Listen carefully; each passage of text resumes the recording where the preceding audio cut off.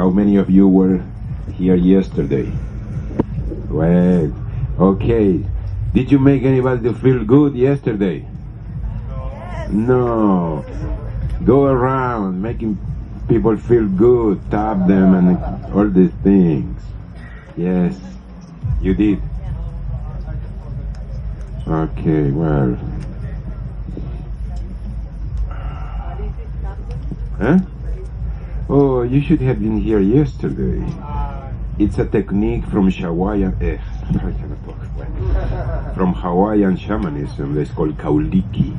Kauliki means to feel good, and we tap certain part of the body, similar to modern New Age tapping stuff, but we do it in other way. I explained yesterday. We need to follow the heartbeat, etc.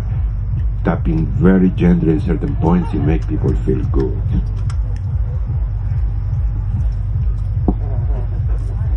And what better than going around making people feel good, eh?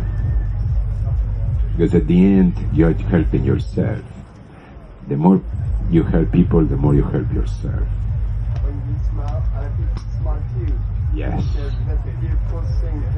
When he's smiling or I'm smiling, the smile goes to him and it's like connected. Absolutely, absolutely. Yeah. You know, we are animals, and animals recognize gestures as emotions. Okay, so when somebody is smiling for real, oh, it gives you good vibes, you know. The opposite is when somebody, it's a fake smile, you feel like shit, you know. So don't go around smiling if you don't feel like to smile. But if you want to feel somebody good, just show love, laugh a bit, to make eye contact, and people will feel good. I suggested the first day that you ask your power animal to perform some tasks for you, to teach you something, to show you something, so that way you start gaining confidence in this real relationship, because the mind will make you doubt many times, you know, and will take you away from the place where you will really merge, because the ultimate goal is to merge with your power animal, is to become your power animal, and your power animal becomes you, because the power animal is nothing but your own consciousness in another plane of existence with a different awareness. So it's you at the end. So the more you interact, the more you work with, the more you think about it, etc., the more real gets this presence in your life. And even if you cannot see it or feel it sometimes, it's good to talk. You know, you wake up in the morning and say, good morning, let's have a nice day, blah, blah, blah. You talk to your power animal all the time. And you have to be very relaxed and receptive in order to hear the answers, to see maybe pictures in your mind forming, maybe feelings. But your power animal will let you know always that he's around you, is helping you, is with you. You know, you just keep working with it. And as I said, you know, study your animal, learn the real animal. You know, if it's a butterfly, well, study about butterflies. How many days they live, what they eat, where they sleep, how they make love, etc. You know, start learning about your power animal, and this will create a relationship that you will feel its presence with you all the time. Okay, so the more you work with your animal, the more you open this connection of consciousness, and the more you will be able to benefit from its abilities. You need to keep working. And that day, I know it's not funny, but that the next day happened something amazing. I was again in these ceremonies, you know, when we go to the jungle, we drink many times, you know, it's not like a ceremony here, we drink every 2 hours, too long time, different kind of ayahuasca, so different effects. And suddenly I was in the middle of the jungle. I'm talking about a place that white men never been there before, okay? The kids in the village, they were looking at me, they never saw a white person. And these territories, you cannot just go there, you know, they kill you, they had to be invited, everything.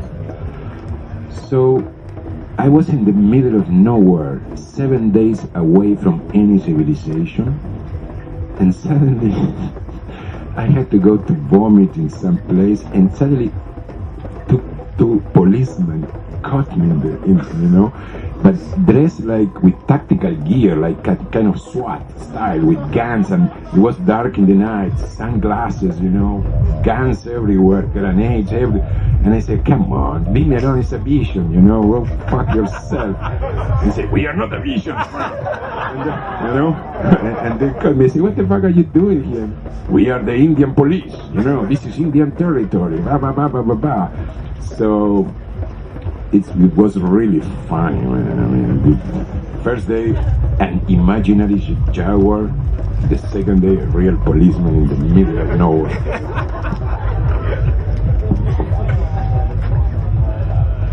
So, let's start.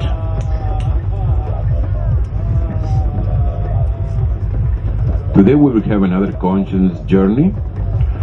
This one is a bit longer than the ones we have done before because it had to be done in 2 parts. So we'll get right into it.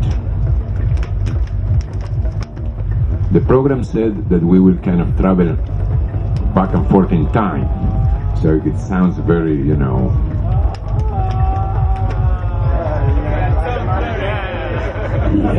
man. This is great. When I am in my tent in the camp, I miss this guy,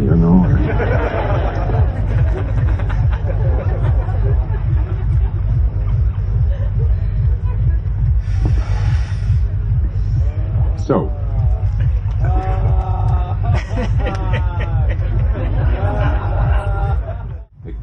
a crystal is nothing. I'm not going to go into physics, but a crystal is nothing that any element that has a structure that can be repeated as a pattern.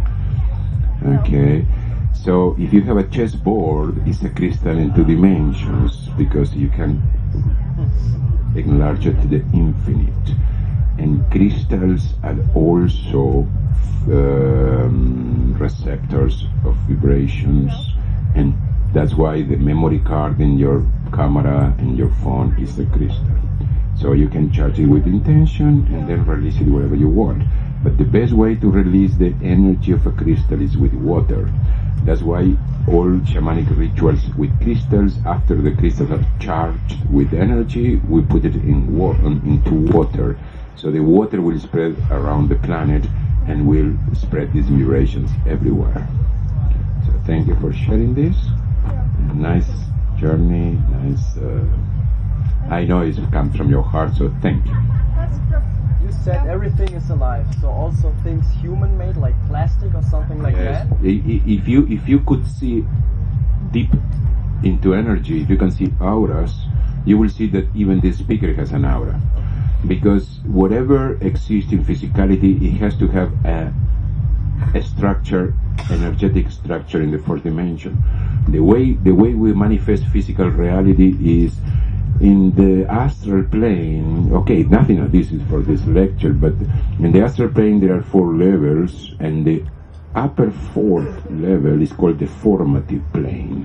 So whatever you think or whatever you conceive first goes your thoughts to the formative plane in the 4th dimension, in the astral plane, and start taking shape, more dense shapes and forms, more complex expressions of consciousness until it manifests in physical reality.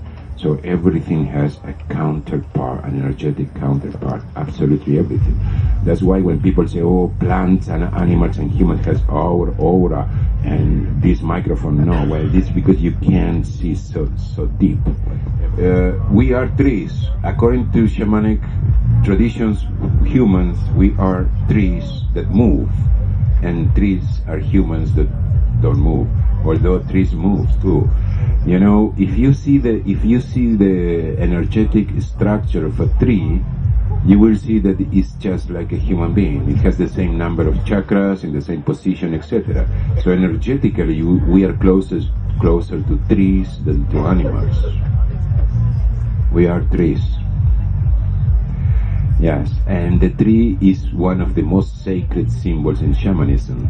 I talked about the three worlds: the upper world, the middle world, and the lower world. But we also call it the tree of life, not the tree of life that we know from India, but the tree of life, because the top of the tree is the upper world, the trunk, or what is called, is the middle world, and the roots are the lower world. So sometimes we travel only inside trees.